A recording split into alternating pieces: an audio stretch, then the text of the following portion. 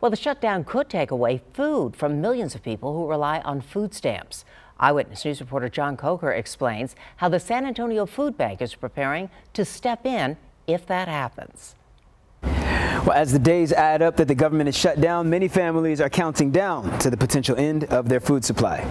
Today marks the 17th day of the shutdown and the 24th day until the end of the month when food stamp benefits may begin to dry up. Just that phrase, government shutdown, makes most people think the offices are closed. So someone that needs help, needs assistance, might not go to get it because they believe that no one's there to open the door. And I think that inherently creates more demand on us at the food bank. According to the USDA, Congress has appropriated funding to last through January for the Supplemental Nutrition Assistance Program, better known as SNAP.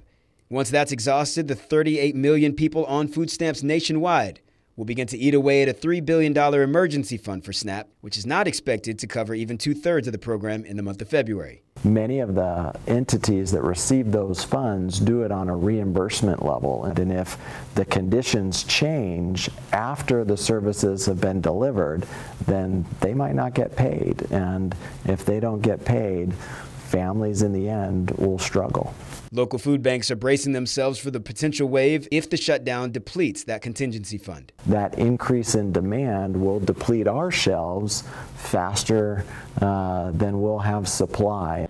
We haven't received anything concrete about the reopening of the government, but we did see a tweet this afternoon from President Trump where he said that he would be addressing the, quote, humanitarian and national security crisis on our southern border. He's going to talk about that tomorrow at 9 p.m. Eastern Time. So for now, from the San Antonio Food Bank, Jon Coker, KENS 5, Eyewitness News.